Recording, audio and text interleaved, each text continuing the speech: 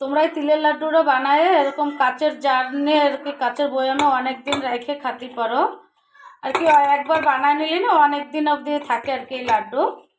তোমরা এইভাবে একবার এই তিলের লাড্ডু বানায় দেখো, তোমাদের কাছেও ভালো লাগবে। Hello everyone, welcome back to my channel. তোমরা সবাই কেমন আছো? আশা করি সবাই ভালো আছো। আজকে তোমাদের সঙ্গে আমি আরেকটা রেসিপি শেয়ার করব। আজকে আমি তোমাদের তিল দিয়ে লাড্ডু বানায় দেখাবো। আর কি তিলের লাড্ডুটা আমি ঘরে কি করে বানাই, তোমরা ভিডিওটা লাস্ট পর্যন্ত দেখতে থাকো, আশা করি তোমাদের ভালো লাগবে।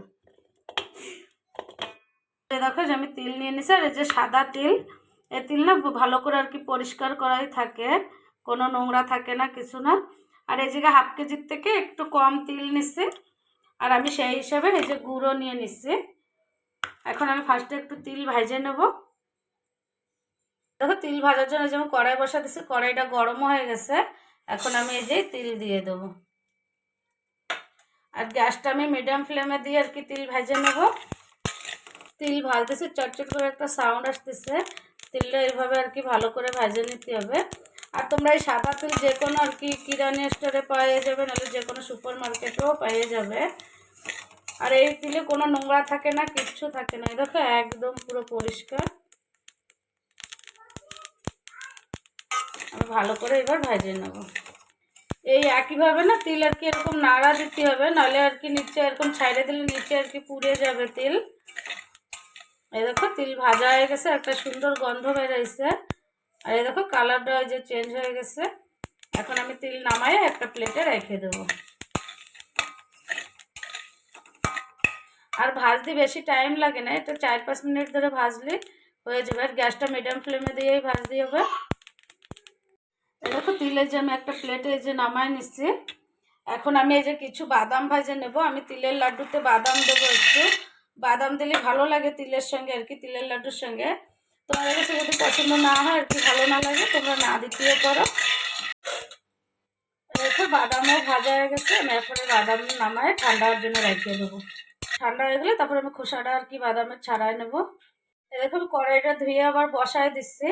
এবার একটু জল দিয়ে দেবো, এই যে একটা হাফ গ্লাসের থেকে একটু কম। আর এই যে গুড় নিয়েছিলাম, এই গুড় দিয়ে দেবো। ভালো করে একটু মিশিয়ে দেবো। এবার গুড়টা মেল্ট হওয়ার জন্য রেখে দেবো আমি। এই দেখো গুড়টা মেল্ট হয়ে গেছে ভালো করে। আর হচ্ছে একটা 2-3 মিনিট এই যে আমি আর কি ভালো করে জাল দিয়ে নিছি। গুড় একটু ঘন হয়ে আসছে, আরও কিছু সময় গুড় আর কি জাল দিয়ে নিতে হবে। দেখো এখনো রেডি হয় না আর কি, আর একভাবে একটু নাড়াতে হবে, তাহলে গুড়ের পাকটা আর কি জলদি ভালোভাবে আর কি চলে আসবে। এই দেখো গুড়টা ভালো করে এই যে আমার আর কি জাল দেওয়া হয়ে গেছে। এবারে যে আমি লাড্ডু বানাই নেবো, ওর জন্য যে তিল দিয়ে দেবো, যে তিল ভেজে রাখছিলাম, এই তিল দিয়ে দেবো।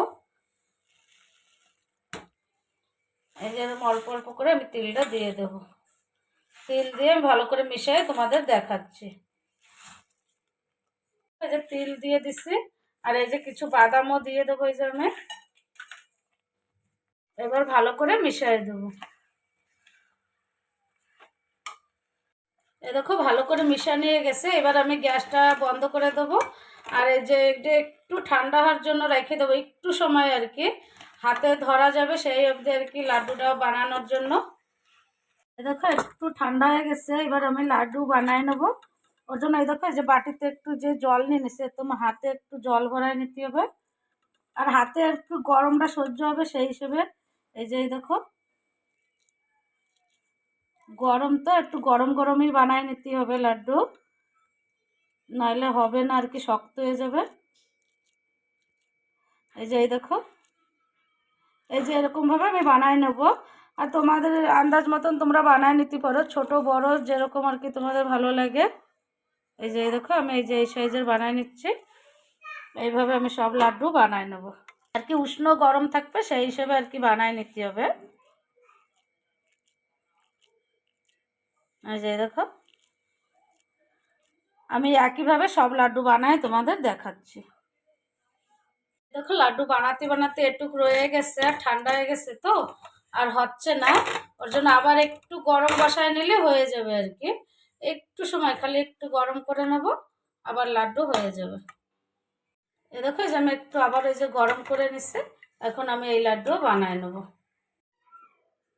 এই দেখো সব লাড্ডু এই যে আমার বানানো হয়ে গেছে, আর অল্প কিছু আছে, আমি এই লাড্ডুও বানায় নেব।